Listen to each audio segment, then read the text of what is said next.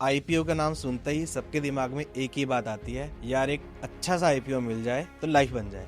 लेकिन ये सब सोचना तो बड़ा इजी है, लेकिन उसे अचीव करने के लिए एक अच्छी स्ट्रेटेजी की जरूरत होती है। ज्यादातर इन्वेस्टर्स हाइप में एंट्री करते हैं, रिसर्च को स्किप कर देते हैं और बाद में क्या मिलता है? डिसअपॉइंटमेंट। इस एपिसोड में हम आईपीओ इन्वेस्टिंग को ड्रीम चेजिंग से ड्रीम अचीवमेंट तक लेके जाएंगे। कैसे कंपनी चूज करें, कैसे उसका इवेल्युएशन करें, कैसे उसके बारे में रिसर्च करें, ग्रे मार्केट प्रीमियम क्या होता है और कैसे आप अपने लॉन्ग टर्म गोल्स के हिसाब से आईपीओ को यूज कर सकते हैं। अगर आप भी आईपीओ में इन्वेस्ट करने की सोच रहे हैं लेकिन लैक ऑफ नॉलेज की वजह से कोई स्टेप नहीं ले पा रहे हैं, तो ये एपिसोड आपकी बहुत हेल्प करेगा। आज के हमारे गेस्ट हैं डॉक्टर संतोष सिंघल, जो एक सेबी सर्टिफाइड ट्रेनर हैं। उनसे हमने बात की आईपीओ के बारे में, कौन सा आईपीओ लेना चाहिए, कौन सा आईपीओ नहीं लेना चाहिए, रिसर्च कैसे करनी चाहिए, प्रीमियम क्या होता है, सब्सक्रिप्शन क्या होता है। अगर ये टर्म्स भी आपको समझनी है, किस आईपीओ में इन्वेस्ट करना है, तो इस एपिसोड को लास्ट तक देखिए। So let's get started. केवल 2 और 3 आईपीओ ही डाउन होते होंगे, अदरवाइज 95% आईपीओ आपको प्रॉफिट देकर जाएंगे।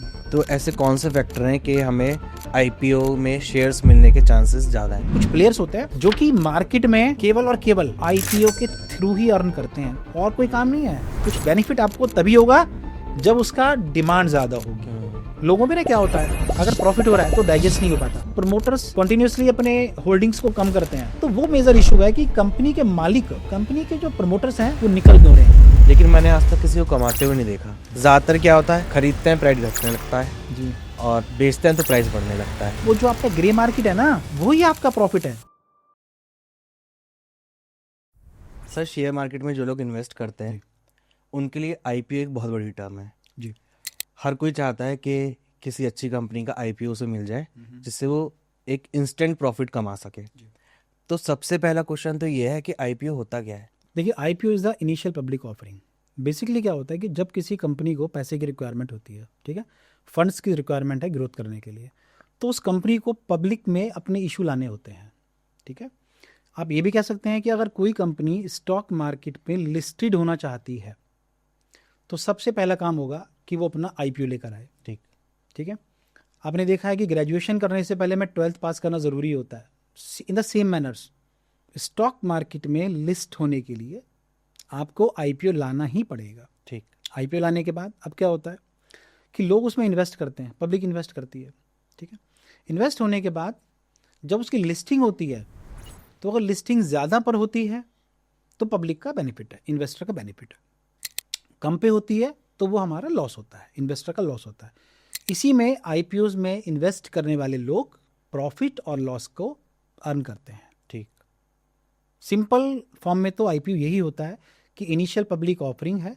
जब कंपनी को पैसे की रिक्वायरमेंट थी, कंपनी ने आईपीओ इशू किया और उसके बाद लोगों ने उसमें इन्वेस्ट किया, और लिस्टिंग वाले दिन, जब लिस्टिंग होती है तो वो एक्चुअली मोस्टली ज़्यादा भी होती है, तो जब वो ज़्यादा पर होती है वही बेनिफिट है। बिल्कुल। बहुत कम चांसेस है कि वो मतलब कम पर लिस्ट होता है, अदरवाइज मोस्टली कंडीशंस में वो प्रॉफिट पर ही लिस्ट होता है। जनरली 1-2 कंडीशंस होती हैं जब वो लॉस पर आपका लिस्ट हो जाता है। तो कुछ लोग लिस्टिंग वाले दिन भी शेयर सेल कर सकते हैं अपने? बिल्कुल कर सकते हैं, और इवन मैं तो बताता हूँ कि जब हमें कभी आईपीओ नहीं मिल पाता तो हम करते क्या हैं, जिस वक्त ओपन हुआ, एक्चुअली क्या होता है कि लिस्टिंग वाले दिन 10 बजे से उस शेयर की ट्रेडिंग स्टार्ट हो जाती है। ठीक। जो नॉर्मल टाइमिंग है that is 9:15 to 3:30, but for the listing day of that particular share it starts at 10। ये 10 बजे शुरू होती है, केवल एक दिन का आपको रिलैक्सेशन मिलता है। ठीक। 10 बजे जब मार्केट ओपन होगा उस शेयर के लिए, लिस्ट वाले शेयर के लिए, तो अगर हमें लगता है कि हमें आईपीओ नहीं मिला तो उसमें परेशान होने की ज़रूरत नहीं है, टेंशन मत लो। अगर आप उस वक्त भी ले लें ना, उस वक्त ले लें 10 बजे के आसपास, और 2-3 दिन भी रख लें, एक दिन भी रख लें, आपको अच्छा प्रॉफिट मिल जाएगा। इससे परेशान होने की ज़रूरत नहीं है कि यार मुझे आईपीओ नहीं मिला, कोई दिक्कत नहीं है, because it is not possible all time कि आपको हमेशा आईपीओ मिल जाए, ज़रूरी नहीं होता है। बिल्कुल। ठीक है, ये डिपेंड करता है, काफ़ी सारे फैक्टर्स होते हैं, उस पर डिपेंड करता है कि मिलेगा कि नहीं मिलेगा। तो अगर हम फैक्टर्स की बात करें सर, तो ऐसे कौन से फैक्टर हैं कि हमें आईपीओ में शेयर्स मिलने के चांसेस ज़्यादा हैं? देखिए, एक टर्म हम सब लोगों ने सुनी है, डिमांड एंड सप्लाई। जी। ठीक है, किसी भी चीज़ की अगर डिमांड ज़्यादा है तो प्राइस बढ़ जाता है। ठीक है, डिमांड ज़्यादा है, सप्लाई कम है, उस कंडीशन में क्या होगा कि ये पॉसिबल नहीं है नितिन जी कि सभी के सभी लोगों को जिन्होंने आईपीओ के लिए अप्लाई किया सभी को शेयर मिल जाएं, सभी को आईपीओ मिल, नहीं पॉसिबल। कभी कभी क्या होता है कि आईपीओ काफ़ी मतलब मान के चलें कि 4 टाइम्स 10 टाइम्स 20 टाइम्स और 80 टाइम्स 80 गुना भी सब्सक्राइब हो जाता है। अब इस कंडीशन में तो ये पॉसिबल नहीं है नितिन जी कि सभी बंदों को आईपीओ मिल जाए। और जो ये सब्सक्रिप्शन है ना 2 गुना 4 गुना 10 गुना 20 टाइम्स 100 टाइम्स, ये डिपेंड करता है कंपनी की परफॉर्मेंस पे कि भई अगर कंपनी अच्छा परफॉर्म कर रही है, अच्छी कंपनी है, तो पब्लिक क्या करेगी, इन्वेस्टर क्या करेगा, he would like to invest. उसे लगेगा कि हाँ यार मुझे इस कंपनी का आईपीओ खरीदना चाहिए, और जैसे ही वो लिस्टिंग हुआ वो अपना प्रॉफिट लेके मार्केट से बाहर। ये कुछ प्लेयर्स होते हैं, आपको फ्रेंकली बताता हूँ मैं, ये कुछ प्लेयर्स होते हैं जो कि मार्केट में केवल और केवल आईपीओ के थ्रू ही अर्न करते हैं, और कोई काम नहीं है। They are just waiting the good IPO, investing and they are getting the money. Right. उनका टारगेट ही आईपीओ है। आईपीओ से अर्न किया, लिस्टिंग हुआ, लिस्टिंग पे जैसी प्रॉफिट आया, sold the shares, quit the market, that's all. ये बेनिफिट है, ये इसकी सबसे बड़ी खूबसूरती यही है आईपीओ में कि कुछ ट्रेडर्स और इन्वेस्टर्स इसी काम पे लगे हैं।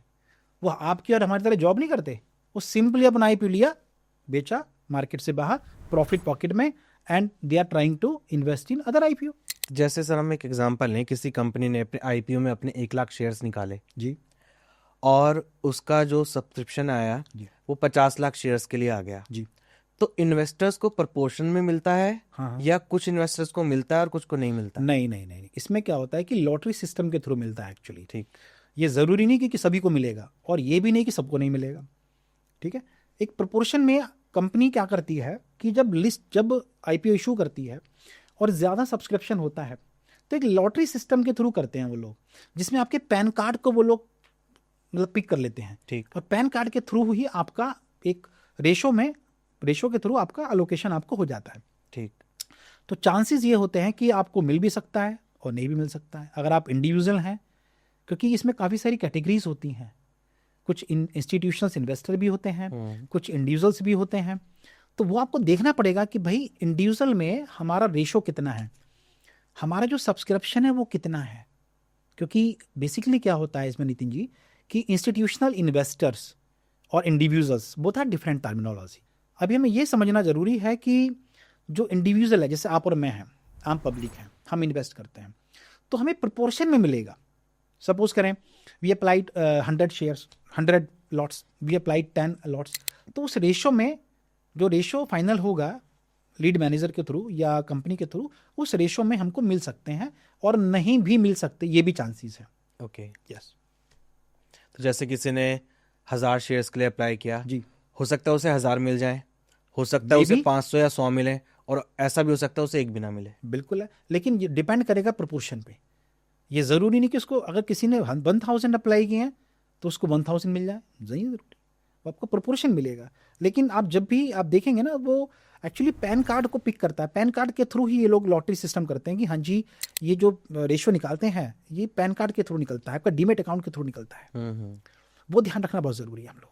कोई ऐसी भी ट्रिक्स हैं सर जिससे चांसेस बढ़ जाएं कि हमें आईपीओ का अलॉटमेंट हो जाएगा? देखिए इसमें क्या होता है, अभी मैंने आपसे बताया कि ये पैन कार्ड के थ्रू पिक करते हैं, तो कोशिश आप ये करें कि डिफरेंट अकाउंट से आप आईपीओ अप्लाई करें। फॉर एग्जांपल अगर आपने 5 सपोज कर लॉट अप्लाई किए, एक ही अकाउंट से, काम नहीं करेगा। दूसरे से किए, काम नहीं करेगा।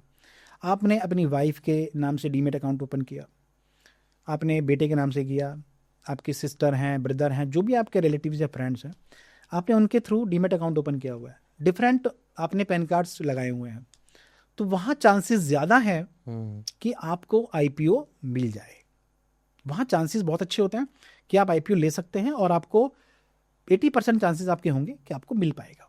सर आईपीओ में ऐसा भी होता है कि कुछ आईपीओ प्रीमियम पे लॉन्च होते हैं जी। और कुछ डिस्काउंट पे होते हैं? नहीं, डिस्काउंट पे तो नहीं हो पाते हैं हम। बेसिकली ये डिपेंड करता है कि हमारा जो सब्सक्रिप्शन है वो कितना हुआ है। देखिए इसमें क्या होता है, एक प्राइस रेंज होता है, बिग बैंड होता है, ठीक है। तो जब कंपनी की डिमांड, शेयर की डिमांड ज़्यादा होती है, कंपनी अच्छी है, कंपनी अच्छा परफॉर्म करती है, तो उस कंडीशन में क्या होता है कि उसका सब्सक्रिप्शन बढ़ जाता है, ठीक। लोग ज़्यादा पसंद करते हैं, डिमांड करते हैं। तो जब डिमांड करेंगे किसी चीज़ की तो आप बताइए क्या होगा, प्राइस पैसे बढ़ेगा, बढ़ेंगे, हाँ। प्राइस बढ़ेगा। तो जब प्राइस बढ़ेगा तो जो प्राइस बढ़ गया वही तो हमारा बेनिफिट है, वही तो हमें देखना है कि हमारा प्राइस कितना बढ़ा। कोई भी चीज़ है इन नॉर्मल लाइफ में कि डिमांड बढ़ेगी तो प्राइस बढ़ेगा, डिमांड बढ़ी प्राइस बढ़ा, प्राइस बढ़ा, दैट इज अवर रिटर्न, वो हमारा प्रॉफिट है।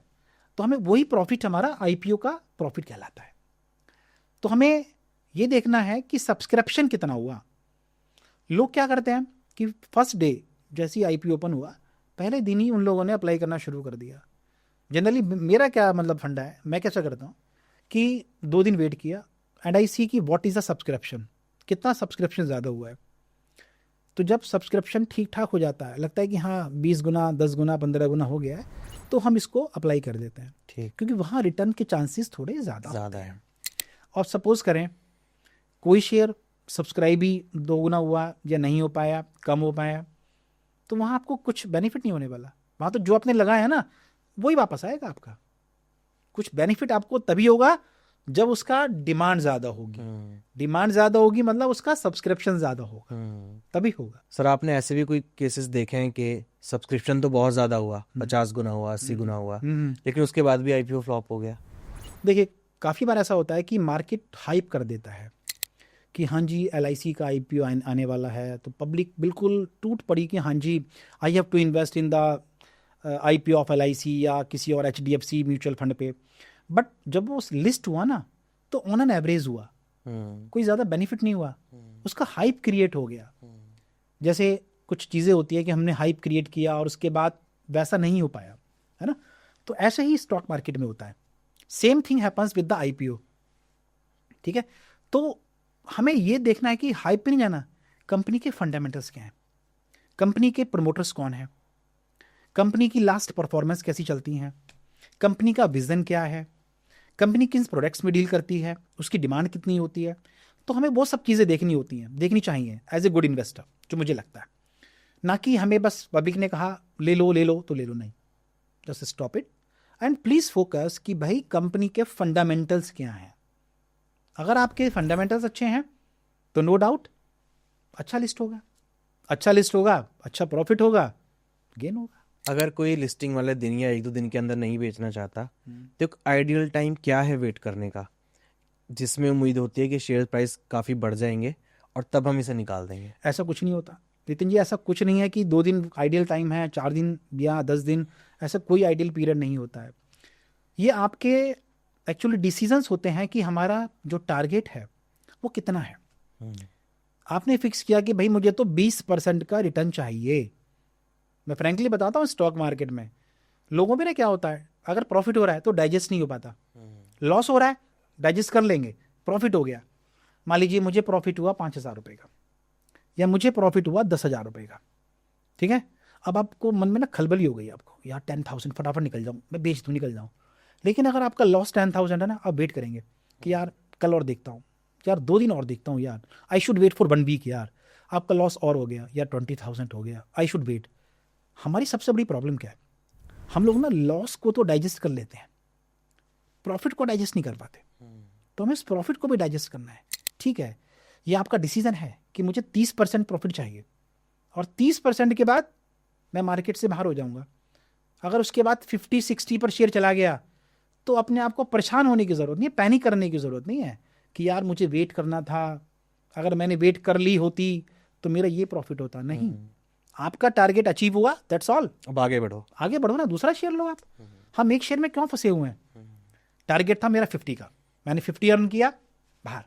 उसके बाद उस शेयर का क्या होता है, ऊपर गया टेंशन नहीं है, पैनिक नहीं होना, कम हुआ खुश नहीं होना कि अच्छा हुआ मैं निकल गया, जरूरत क्या है यार, हमारा टारगेट अचीव हो गया।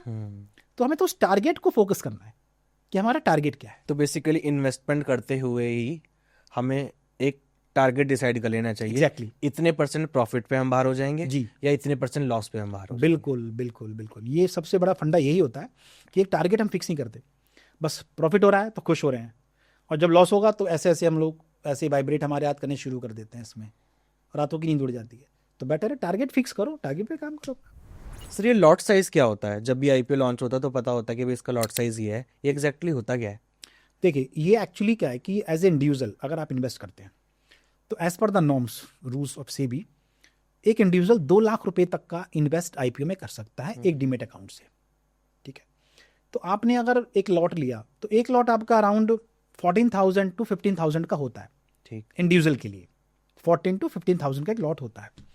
अब क्या होता है कि अगर शेयर कॉस्टली है तो number of share will be lesser, सीधी सी बात है। अगर शेयर सस्ता है तो 15,000 में आपके शेयर ज़्यादा आएंगे, और अगर शेयर कॉस्टली है तो आपके शेयर्स का नंबर ऑफ शेयर्स कम हो जाएंगे, है ना। तो लॉट साइज कोई फिक्स नहीं है, ठीक। अगर हम बोलें कि लॉट साइज 10 हो गया तो नहीं, 10 फिक्स नहीं है, 20 फिक्स नहीं है। प्राइस सपोज करें 500 है शेयर प्राइस, ठीक है, 15,000 में देखना पड़ेगा कितने शेयर आएंगे। तो वो आपका 14,000 से लेके 15 के बीच में मैक्सिमम 15 तक आपका एक लॉट होता है इसमें, और ये डिपेंड करेगा शेयर के प्राइस पे। प्राइस महंगा है तो नंबर ऑफ शेयर कम मिलेंगे, अदरवाइज आपको ज़्यादा मिल जाएंगे, और मैक्सिमम 2 लाख रुपए तक आप लगा सकते हैं एज एन इंडिविजुअल एक अकाउंट से। एक अकाउंट अगर हमें ज़्यादा इन्वेस्ट करने हैं तो मल्टीपल अकाउंट से लगा सकते हैं। तो एक ही इंसान अपने अलग अलग डीमेट अकाउंट्स खोल सकता है या एक इंसान देखिए डीमेट अकाउंट तो आप कितने भी खोल सकते हैं, लेकिन आपका पैन कार्ड तो वही लगा हुआ है ना। तो बेसिकली तो पैन कार्ड, एक पैन कार्ड पे एक पैन हम 2 लाख कर सकते हैं। सर एक आईपीओ होता है, एक ओएफएस होता है, ये दोनों चीज़ें सेम होती हैं अलग अलग हैं? देखिए काफ़ी हद तक ये सिमिलर है, but these are not the same. Basically IPO I have told you कि इनिशियल पब्लिक ऑफरिंग है, ओएफएस ऑफर फॉर सेल होता है। बेसिकली जब कंपनी अपना आईपीओ लाती है that is a complete formal IPO, pure IPO. ठीक। होता क्या है कि किसी भी कंपनी में काफ़ी सारे प्रमोटर्स होते हैं, ठीक है, जिन्होंने फंडिंग की है। अब किसी प्रमोटर्स को अपना हिस्सा, अपना पोर्शन बेचना है, ठीक है, उसके पास सपोज 60 लाख शेयर थे, he want to sell the shares, कुछ शेयर बेचना चाहता है, और बाकी प्रमोटर्स इंटरेस्टेड नहीं है लेने में, ठीक है। उस कंडीशन में क्या होगा कि वो अपने शेयर पब्लिक में ले आता है, ठीक। उसके लिए ओएफएस इशू करना पड़ता है। अब सबसे बड़ी प्रॉब्लम ये है कि जब आईपीओ इशू होता है या ओएफएस इशू होता है तो कुछ कंडीशन में मैंने देखा है कि कंपनी डिस्क्लोज नहीं करती कि ये प्रॉपर आईपीओ है या ओएफएस है। ओके। इसका मैं एग्जांपल देता हूँ आपको, हुंडई का हम सब ने नाम सुना है जी। तो जब हुंडई का आईपीओ आया तो it was not mentioned anywhere कि ये आईपीओ है या ओएफएस है। तो उसके लिए क्या ज़रूरी होता है, एक डॉक्यूमेंट है उसका नाम है red herring document, red herring. तो इस रेड हियरिंग डॉक्यूमेंट में क्लियरली मेंशन करना होता है कि इट इज़ द आईपीओ और इट इज़ द ओएफएस। तो वहाँ जाके हमने देखा कि इट वाज द ओएफएस। एक प्रमोटर ने अपना पोर्शन बेचा है तब जाकर ये आईपीओ इशू हुआ है प्रमोटर्स के लिए, otherwise it is not the full fledged IPO. तो ये दोनों में डिफरेंस होता है। अब प्रमोटर्स देखा जाता है, प्रमोटर्स अगर अपने शेयर बेच रहे हैं तो ये थोड़ा डीमोटिवेटिंग होता है मार्केट के लिए। नहीं, डीमोटिवेटिंग नहीं कह सकते इसको हम लोग। बेसिकली ये इनकी पॉलिसी भी हो सकती है कि चलिए ठीक है, उन्हें कहीं और इन्वेस्ट भी करना है, तो if any person, any promoter is interested to sell the portion तो इट्स ओके। ये इनकी ऑलरेडी एक राइटिंग पॉलिसी होती है कि जब हमें अपना पोर्शन बेचना होगा तो हम आईपीओ को इशू कर सकते हैं, कंपनी आईपीओ इशू कर सकती है, ये उसमें मेंशन होता है। ये ज़रूरी नहीं है कि अगर किसी प्रमोटर्स ने अपना पोर्शन बेचा है तो वो एक नेगेटिव हो गया है, लेकिन आईपीओ इशू करने के बाद अगर प्रमोटर्स कॉन्टिन्यूसली अपने होल्डिंग्स को कम करते हैं तो वो मेजर इशू है कि कंपनी के मालिक, कंपनी के जो प्रमोटर्स हैं वो निकल क्यों रहे हैं, वो कंपनी से क्विट क्यों कर रहे हैं, वो मेन चीज़ होती है। तो अभी अगर किसी प्रमोटर ने स्टार्टिंग में सेल किया, it's okay, we are issuing the OFS, कर सकते हैं हम लोग, कोई इशू नहीं है। सर ऐसी कौन सी मार्केट कंडीशंस हैं जो आईपीओ की सक्सेस को और फ्लॉप होने को डिसाइड करती हैं? ओके, देखिए इकोनॉमिक कंडीशंस बहुत इफेक्ट करती हैं किसी भी आईपीओ के लिए।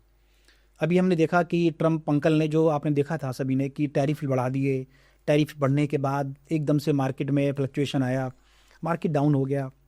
तो मार्केट में ना एक्चुअली मार्केट सेंटीमेंट पे काम करता है। मार्केट में अगर पॉजिटिव सेंटीमेंट है स्टॉक मार्केट ऊपर जाएगा, सेंटीमेंट डाउन है, नेगेटिव कुछ कहीं से वाइब्रेशन आई, किसी ने अटैक किया, रशिया ने उस पर अटैक किया, तो these are the negative sentiments. तो इस कंडीशन में क्या होता है कि इसको भी मार्केट ना, एक कह सकते हैं कि मार्केट इसको भी फॉलो करता है। पॉजिटिव ट्रेंड है IPO पर जाएगा, सब्सक्रिप्शन बढ़ेगा। जो FIIs हैं, मीन्स फॉरेन इंस्टीट्यूशनल इन्वेस्टर्स होते हैं, तो जो फॉरेन इंस्टीट्यूशनल इन्वेस्टर हैं वो इन्वेस्ट करेंगे, नो डाउट इंडिया में करेंगे, तो हमारा जो सब्सक्रिप्शन है IPO का इंक्रीज होगा। सीधी सी बात है भाई, अगर कहीं पर पॉजिटिव एनर्जी होगी तो आपको वहाँ इन्वेस्ट करने में मज़ा आएगा, आप वहाँ पे बार बार जाना चाहते हैं। लेकिन कहीं पे अगर आपको नेगेटिव वाइब्स आई ना नितिन जी, तो ऑब्वियसली आप नहीं जाएंगे। Same thing happens with the IPO। Market down है, नेगेटिव सेंटीमेंट्स हैं, ट्रंप ने कुछ बोल दिया कि नहीं भाई हम तो 100% टैरिफ लगाएंगे, ठीक है। अब क्या हुआ, नेगेटिविटी क्रिएट होती है मार्केट में। नेगेटिविटी क्रिएट होगी तो ऑब्वियसली आपका जो IPO है उसके चांसेस कम होंगे सक्सेस होने के। तो बहुत कुछ डिपेंड करता है इकोनॉमिक कंडीशंस पे हमारी मार्केट की। इकोनॉमी स्ट्रांग है, पॉलिटिकली कोई कंट्री पॉलिटिकल, अभी आप देखें कि अभी जो रिजल्ट्स आते हैं जब कभी किसी पार्टी के, तो मार्केट में ना फ्लक्चुएशंस होता है। आप कभी देखिएगा उस टाइम कोई पार्टी, स्पेसिफिक पार्टी अगर विन करती है तो मार्केट ऊपर, फिर डाउन, फिर ऊपर। तो ये बहुत इम्पैक्ट करता है कि पॉलिटिकल फैक्टर्स क्या चल रहे हैं, हमारे सिचुएशन क्या है, स्टेबिलिटी है पॉलिटिशियन की या पॉलिटिक्स स्टेबिलिटी है तो मार्केट ऊपर जाता है, ठीक है। IPO भी ऊपर जाएगा हमारा, नो डाउट। इकोनॉमिक कंडीशन अच्छी है, रेट ऑफ इंटरेस्ट अच्छे हैं तो मार्केट ऊपर जाएगा। एक होता है फेड इंटरेस्ट, तो उस कंडीशन में भी हमें देखना होता है कि फेड का जो इंटरेस्ट है वो इंक्रीज हो रहा है, डिक्रीज हो रहा है, उसका इम्पैक्ट भी हमारे IPO की सक्सेस पे आता है। वो हमें देखना है कि इंटरेस्ट बढ़ा तो भाई मार्केट तो डाउन हो जाएगा, और अगर उन्होंने कम किया तो वहाँ के लोग यहाँ भागेंगे, बढ़ेगा, हमेशा बढ़ेगा। तो वो सब चीज़ें मैटर करती हैं हमेशा कि सिचुएशन क्या है। सर एक ग्रे मार्केट प्रीमियम मैंने सुना है जी, क्या इसका इम्पैक्ट भी IPO पे होता है? बेसिकली जब इंटरनली ट्रेडिंग होती रहती है, जब कोई IPO इशू होने वाला होता है ना, तो उसके पहले जो एम्प्लॉयज़ हैं या अदर जो हमारे इन्वेस्टर्स हैं वो इंटरनली ट्रेडिंग करते रहते हैं आपस में, ठीक है। तो अगर वो ज़्यादा डिमांड पर बाइंग सेलिंग हो रही है, ट्रेड हो रहा है, तो that is called the grey market premium. तो अगर आप किसी IPO में इन्वेस्ट करना चाहते हैं तो सबसे पहले आप ये देखें कि उस IPO का ग्रे मार्केट प्रीमियम कितना है। आपको कुछ नहीं करना, गूगल पे जाना है और टाइप कीजिए grey market premium of this IPO, तो इट विल मेंशन कि भाई 30 रुपये ज़्यादा पर है या 60 रुपये ज़्यादा पर है, तो कितने ज़्यादा पर ये grey market premium actually implement हो रहा है। तो वही तो आपका प्रॉफिट है, वही आपका प्रॉफिट है नितिन जी। वो जो आपका ग्रे मार्केट है ना, वही आपका प्रॉफिट है जो लिस्टिंग पर आपको मिलेगा। तो ग्रे मार्केट डिसाइड करता है कि ये हमारा जो शेयर है वो कितने ज़्यादा पर लिस्ट होगा। हम भी जब कभी अप्लाई करते हैं तो वी ऑलवेज फोकस कि भाई ग्रे मार्केट कितना है। अगर ग्रे मार्केट 0 है तो कोई ज़रूरत नहीं है हम लगाने की, हमें तो अपना स्टॉक मार्केट में बेटर है, नहीं लगाना हमें IPO में। तो ये एक्सपेक्टेड प्राइस होता है जिस जी हाँ, बिल्कुल ठीक पूछा आपने, बिल्कुल ठीक कहा। ये एक्सपेक्टेड ग्रोथ प्राइस है, कितना इंक्रीज होके मिलेगा, वो ग्रे मार्केट होता है। तो ये कब से आना शुरू, हम कब से देखना शुरू कर सकते हैं? जैसे ही IPO आपका स्टार्ट हुआ, मैं आपसे बताता हूँ, सपोज करें मंडे को IPO ओपन हुआ, स्टार्ट हो गया, आप चेक कीजिए कि मंडे को what is the grey market premium on this Monday. फिर नेक्स्ट डे देखिएगा अच्छा चल रहा है, तुरंत वेडनेसडे को अप्लाई कर दीजिए आप, दैट्स ऑल। तो और ये घटता बढ़ता है, ये नहीं कि सेम है। अगर मंडे कुछ है तो ट्यूसडे को चेंज हो सकता है, वेडनेसडे को चेंज हो सकता है। लेकिन अगर एक अच्छा IPO है तो उसका जो ग्रे मार्केट है वो भी अच्छा ही होगा। तो हमें सब्सक्रिप्शन देखना है कितना आ रहा है, जी हाँ, 2-3 दिन में ऑब्जर्व करना बिल्कुल है, बिल्कुल। और ग्रे मार्केट प्राइस प्रीमियम बिल्कुल देखना। सर शेयर मार्केट में एक बहुत बड़ी चीज़ देखने को मिलती है, मेरे भी कई फ्रेंड्स ने इन्वेस्ट किया जी, लेकिन मैंने आज तक किसी को कमाते हुए नहीं देखा। ज़्यादातर क्या होता है, खरीदते हैं प्राइस घटने लगता है जी। और बेचते हैं तो प्राइस बढ़ने लगता है। देखिए ये एक्चुअली आपने सही सुना है, और मुझे भी मेरे सुनने में आता है कि सर लगता है कि मार्केट मुझे ही फॉलो करती है, मुझसे कोई दुश्मनी है।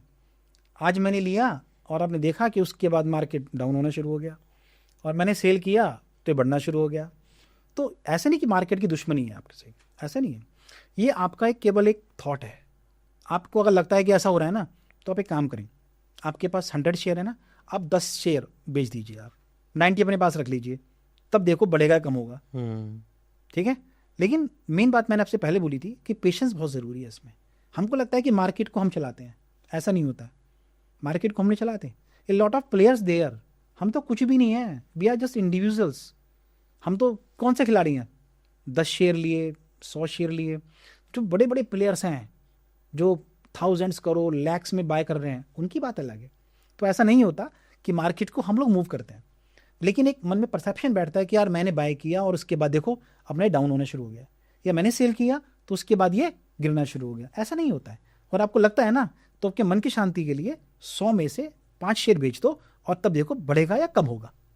दूसरा, मुझे लगता है कि फ्लक्चुएशन तो हमेशा मार्केट में रहती है, जी। लेकिन जब हम उसे खरीद लेते हैं तो हम उसे ऑब्जर्व कर लेते हैं बस। बिल्कुल। तो साइकोलॉजिकली हमें लगता है कि हमारे खरीदने के बाद घट रहा है। एग्जैक्टली। और हम वेट करते नहीं है। अगर हम उसे 6 महीने 8 महीने या साल भर वेट करें तो शायद वो कहीं से कहीं पहुंच जाएगा, लेकिन हम शॉर्ट टर्म को देख के कहते हैं गिरना शुरू कर दिया और मेरा लॉस होता जा रहा है और मैं निकल जाता हूँ। उसके बाद मैंने क्या किया कि मैं थोड़ा सा पैनिक हुआ, मुझे लगा मार्केट डाउन है और मैं पैनिक हो गया, मैं उससे निकल गया। उसके बाद वो बढ़ना शुरू हो गया। क्या मार्केट में केवल आप अकेले प्लेयर हैं? नहीं, देयर लॉट ऑफ प्लेयर्स है यार। आपने बेचे तो किसी ने तो खरीदे, किसी ने लिए तो उसका तो बढ़ना शुरू हो गया ना। तो वो तो कह सकता है कि मेरे लेने के बाद बढ़ना शुरू हो गया, तो ये तो गलत थ्योरी हो गई। इसका मतलब ये है कि आप बस पेशेंस रख लीजिए। आप, मैं भी हूँ, मैं भी जब शेयर बाय करता हूँ कुछ दिन वो गिरता है, ठीक है। इवन मेरी वाइफ भी ट्रेडर है, वो भी करती हैं। तो हम करते क्या है कि हमने कुछ लिया, डाउन हुआ, रखा। क्योंकि अगर फंडामेंटल्स स्ट्रांग हैं, आप अच्छी कंपनी हैं, आपके प्रमोटर्स अच्छे हैं, आपका विजन अच्छा है, तो उस शेयर को बढ़ने से कोई रोकने वाला नहीं है। बढ़ेगा, आज नहीं बढ़ा 2 महीने के बाद बढ़ेगा, 3 महीने के बाद बढ़ेगा। जस्ट पेशेंस है तभी एंटर कीजिए, अदरवाइज लंका में कूदने की जरूरत नहीं है। सीधी सी बात है। तो patience is the key to success. Patience and knowledge. मैंने पहले भी कहा था एक बार कि POK, patience, O means own funds, K means knowledge. काफ़ी बार मैंने देखा कि लोग लोन ले लेते हैं, कर्जा लेने के बाद वो स्टॉक मार्केट में लगाते हैं, आपने भी देखा होगा। और even I know so many people की भाई उन्होंने लोन लिया बैंक से, एफडी पे पर्सनल लोन लिया और उसके बाद इन्वेस्ट किया स्टॉक मार्केट में, आईपीओ में लगा दिया, वहाँ लॉस हुआ, वहाँ लॉस भी बियर किया और इंटरेस्ट बियर किया, तो डबल साइड से उनको लॉस हुआ। तो always follow simple rule PoK, that's all. PoK को फॉलो कीजिएगा, कभी लॉस नहीं होने वाला, ये गारंटी। सर, क्या कोई लिमिटेशन है कि आईपीओ में इंडियंस ही इन्वेस्ट कर सकते हैं या इंडिविजुअल ही इन्वेस्ट कर सकते हैं? There is a limit. ये सेबी और एनएससी वगैरह ने मिलकर एक लिमिट क्रिएट की हुई है कि दिस पोर्शन 35% और 60 और 70 पोर्शन कि इंडिविजुअल्स के लिए इतना रेशो रहेगा, इंस्टीट्यूशंस के लिए इतना रेशो रहेगा। उस फिक्स रेशो के अंदर ही हमें बाइंग और सेलिंग करनी होती है, हमें उसी को फॉलो करना है, उसके ऊपर हम क्रॉस नहीं कर सकते। ओके, तो उन्होंने पोर्शन डिसाइड कर दिया, पोर्शन इज डिसाइड खरीद सकती हैं जी, फॉरेनर्स इतना खरीद सकते हैं जी, और इंस्टीट्यूशंस इतना खरीद सकते हैं। तो सर, जैसे आईपीओ लॉन्च हुआ जी और फिर उसकी लिस्टिंग हुई, ये करीब कितना पीरियड होता है? देखिए, सही क्वेश्चन पूछा आपने। इसमें 6 डेज का टाइम लगता है। Generally 3 days are given for applying in IPO. Suppose करें मंडे को ये आपका ओपन होता है, तो मंडे, ट्यूसडे, वेडनेसडे आप अप्लाई कर सकते हैं। टाइमिंग इज 10 to 5, ठीक, 10 बजे से लेकर 5 बजे तक आप इसको अप्लाई कर सकते हैं। 4th डे क्या होता है कि अलॉटमेंट का प्रोसेस शुरू होता है। आपको मिल गया तो ठीक है, अदरवाइज आपका पैसा आपको वापस हो जाएगा 4th डे। 5th को आपको मिल जाता है और 6th को इसकी लिस्टिंग हो जाती है। ओके, तो 6 वर्किंग डे में ये सारा काम खत्म हो जाता है। तो एक आइडियल टाइम है कि अगर कोई चाहता है कि मुझे आईपीओ में इन्वेस्ट करके कमाना है जी, तो महीने या 2 महीने में जो भी आईपीओ निकलते रहे अच्छी कंपनी के, जी, आईपीओ ले, 6 दिन के अंदर जो प्रॉफिट हो रहा है ले। बिल्कुल। अगर लॉस पे ट्रेड होने लगता है थोड़े दिन होल्ड कर ले, होल्ड करें। लेकिन अगर आपको लगता है कंपनी के फंडामेंटल स्ट्रांग नहीं है तो उस लॉस को बुक कर सकते हैं आप और दूसरी कंपनी को स्विच कर सकते हैं। ये नहीं कि अगर मैंने बोला पेशेंस रखो तो पेशेंस के चक्कर में आपने लॉस कर, बिल्कुल नहीं। फंडामेंटल्स डाउन है, निकल जाओ ना, किसने कहा उसमें रहना है। लेकिन उसको चेक करो, कंपनी की पोजीशन क्या है, कंपनी का पास्ट परफॉर्मेंस क्या है, उसके बेस पर आप डिसाइड कीजिए। पेशेंस ये नहीं बोलता कि आपको लग रहा है कि लॉस हो रहा है, कंपनी डूब रही है, इंसॉल्वेंट होने वाली है और हम लोग लगे हुए पेशेंस में। नहीं, पेशेंस की भी एक लिमिट है। जब तक पेशेंस है तब तक रखिए। आपको लगता है बेकार है, ये नहीं हो रहा, आ जाइए निकल के। लार्ज कैप में तो सर ये रिस्क कम होता होगा ना काफ़ी? देखिए, लार्ज कैप में क्या होता है कि ब्लू चिप कंपनीज होती हैं बेसिकली, ठीक है। तो वहाँ जो कंपनीज हैं वो वेल इस्टेब्लिश्ड कंपनी है सारी, पब्लिक का फेथ है उन पे। अगर हम बात करें रिलायंस की, टीसीएस की, तो इन सब कंपनी पब्लिक का फेथ होता है, कोई इशू नहीं है। बट अगर हम बात करें स्मॉल कैप की तो वहाँ थोड़ा सा रिस्क फेथ और रिस्क भी बढ़ जाता है क्योंकि फेथ कम है ना। और लार्ज कैप जो स्टेब्लिश हैं तो ऑब्वियसली कि वहाँ पे एक चांसेस हैं कि ग्रो करेगा और ग्रो करता भी है हम लोगों का पैसा। आप देखिएगा इतने सारे आईपीओज होते हैं, कभी आप एक एनालिसिस कीजिए, आप केवल 2 और 3 आईपीओ ही डाउन होते होंगे, अदरवाइज 95% आईपीओ आपको प्रॉफिट देकर जाएंगे। आप कभी देखिएगा, मैंने एक रिसर्च पेपर देखा है और वहाँ पर उसमें मैंने स्टडी किया कि 95-96% IPO are giving the profit on listing.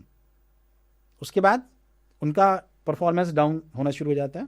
काफ़ी सारे शेयर हैं जिनका इस लिस्टिंग के डे बहुत अच्छा प्रॉफिट रहा, जिसमें से इरडा एक शेयर मैंने देखा था, मैंने लिया था और मुझे नहीं मिला आईपीओ पे, तो on the listing day I bought this share, 100 share by किए, तो with in 3 days my money was double, 3 to 4 days my money was double, but उसके बाद वो डाउन होना शुरू हो गया। तो ये नहीं कि मतलब हमेशा बढ़ेगा, वो कम भी हो सकता है।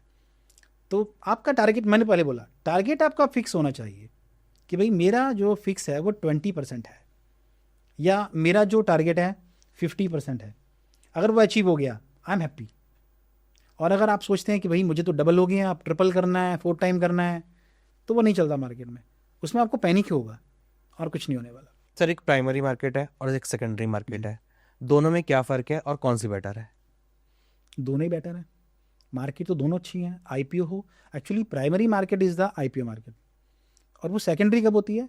जब ये आईपीओ लिस्ट हो जाएगा और इसको ट्रेड करने की परमिशन मिल जाएगी, that is the secondary market.